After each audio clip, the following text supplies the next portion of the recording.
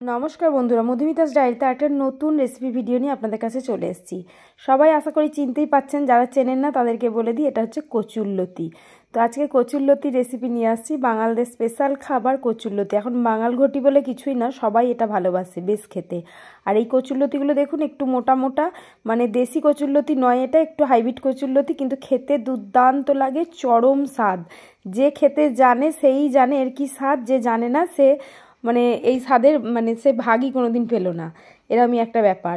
এই একটা তরকারি হলেই আর কিছুই চাই না।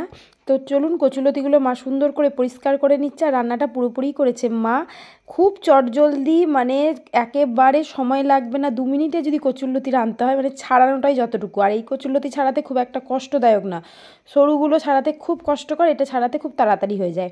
দেখিয়ে দিলাম কিভাবে ছাড়ালো। সব কচুরলতি ছাড়ানো হয়ে গেছে। চলুন এটাকে ধুয়ে ভালো করে পরিষ্কার করে ধুয়ে নিই। এই কচুরলতি কিন্তু গলাও চুলকায় না, কিচ্ছু হয় না। অনেকে ভাবে গলা চুলকায়, ভয়ে খায় না, কিন্তু কিচ্ছু হয় না। তো ভালো করে এই যে এমনি ঠান্ডা জলে, নর্মাল জলে সুন্দর করে একটু ভিজিয়ে রেখে ভালো করে সুন্দর চটকে চটকে এটাকে 2-3 বার ধুয়ে নিতে হবে, পরিষ্কার করে নিতে হবে যাকে বলে। আর এর মধ্যে খুব একটা নোংরাও থাকে না। এটা হাইব্রিডের কচুরলতি, তো এটা দেশি কচুরলতি নয়, কিন্তু স্বাদ দুর্দান্ত।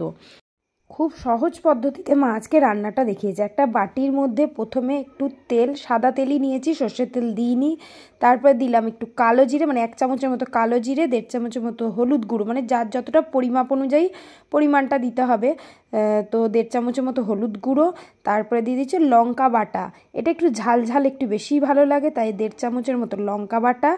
আর দিয়ে দেবো স্বাদ অনুযায়ী নুন, আর অল্প একটু চিনি। চিনিটা না দিলেও হয়, তবে একটু স্বাদটা বাড়ায়, তাই অল্প 2-4টি দানা চিনি, খুব একটা বেশি নয়। তো অল্প পরিমাণে চিনি দিয়ে এই কচুরলতি যে কটিকে কেটে রেখেছিলাম, হাফ কটা প্রথমে মিক্স করে নেবো। ভালো করে মিক্স হয়ে যাবার পরে আবার বাকি হাফটা দিয়ে দেবো। তো চলুন, এটা কচুরলতিগুলোকে দিয়ে, পুরো বলে না এটা হচ্ছে কচুরলতি মাখাও যদি বলতে পারেন, এক মেখে বসিয়ে দেওয়া আর কি। এর পেছনে কোনো খাটনি না করে কিভাবে কচুরলতি রান্না করা হয় সেটাই আপনাদের সঙ্গে শেয়ার করছি। মশলাগুলোর সঙ্গে সুন্দর করে মাখিয়ে নিতে হবে, যাতে প্রত্যেকটা লতির গায়ে যেন মশলাগুলো সুন্দরভাবে লেগে যায়। তারপরে দিয়ে দিলাম একটু ঝাল নয়, এটা লাল লঙ্কার গুঁড়ি আর একটুখানি জিরে গুঁড়ো। তো এই লাল লঙ্কার গুঁড়িটা দেখুন, কালারটা সুন্দর আসবে, লতির কালারটাও সুন্দর আসবে, দেখতেও খুব দুর্দান্ত হবে। আর একটু দেখতে না ভালো লাগলে খেতেও ভালো লাগে না, সাদা মাটার যে ঠিক খুব একটা খেতে ভালোও লাগে না। এক মাখায় যে সুন্দর একটা কচুরলতি, যারা জানে না তাদেরকে একবার শিখে নিন, যাতে এটা খুব সহজেই কচুরলতিটা রাঁধতে পারেন। এই যে দেখুন, আবারও দ্বিতীয়বার বাকিটুকু দিয়ে দেওয়া হলো। এবার সুন্দর করে পুরোটাকে মেখে নিতে হবে। ওই যে যেটুকু তেল দেওয়া হয়েছিল ওইটুকুই তেল, এখন আর কোনো পরিমাণ তেল বা কিছু দেওয়া যাবে না, দেওয়ার দরকারই নেই। তো দিয়ে দিলাম অল্প পরিমাণে হাফ চামচের মতো জিরে গুঁড়ো। আবারও সব কিছু দিয়ে সুন্দর করে মাখিয়ে এটা 10 মিনিটের জন্য রেস্টে ঢাকা দিয়ে রাখি। 10 মিনিটও লাগবে না, 5 মিনিটের জন্য রেখে দিলেও কোনো অসুবিধা নেই।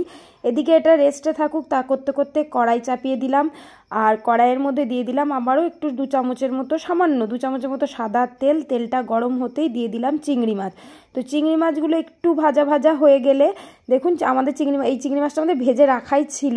তো চিংড়ি মাছটা ছোটো চিংড়ি, যে যেমন ইচ্ছা চিংড়ি নিতে পারেন। এই যে চিংড়ি মাছটা হালকা ভাজা ভাজা হয়ে গেলেই দিয়ে দেবো ওই মেখে রাখা কচুরলতিগুলো। এটা কোনো সেদ্ধ করারও দরকার নেই, কিচ্ছু প্রয়োজন নেই। এবার ডিরেক্ট দিয়ে দিলাম কচুরলতিটা দিয়ে দেওয়ার পরে এটাকে একটু নাড়াচাড়া করেই পুরোটা ঢেকে দিতে হবে। তো আমার ভিডিওটা কার কেমন লাগছে জানাবেন, ভালো লাগলে অবশ্যই লাইক কমেন্ট শেয়ার করবেন। খুব অল্প সময়ে, খুব অল্প এত কিছু তামঝাম না করে এরকম একটা সুস্বাদু খাবার যে খাওয়া যায়, বা অনেকেই ভাবে কচুরলতি, কচু শাক প্রচুর ঝামেলা, কিন্তু দেখুন ঝামেলা ছাড়া যদি একটা রান্না করতে চান, তাহলে রান্নাটা দুটো খেতে চান, তাহলে সাহস করে একবার এগিয়ে আসতেই পারেন। এইভাবে রান্না করে দেখুন, আশা করি আমাদের তো খুবই ভালো লেগেছিল, আমার তো খুব ফেভারিট যাকে বলে।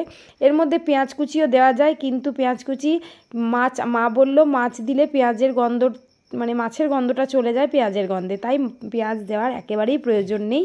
যারা দেয় তারা দিতেই পারে, কিন্তু না দিলেও হয়। আর যদি দিতে হয় তো এই মাখার সময়তে দিয়ে দিলেই হয়ে যাবে। সেটাও আমি মায়ের কাছে জেনে নিয়েছিলাম, তাই জানিয়ে দিলাম। তো এই যে সুন্দর করে হয়ে গেছে, এটাকে এবারে ঢাকা চাপা দিয়ে দিতে হবে।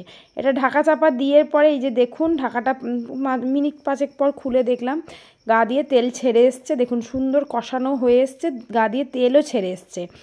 এরপরে এটাকে একটু সেদ্ধ করার জন্য, মানে সেদ্ধ তো প্রায় হয়েই গেছে, তো এটাকে আরেকটু সেদ্ধ করার জন্য যেই বাটিতে মশলা দিয়ে মাখানো হয়েছিল ওই বাটিটা ধুয়ে 1 কাপের মতো জল ঢেলে দিয়ে আবারও একটু ঢাকা চাপা দিয়ে দেবো।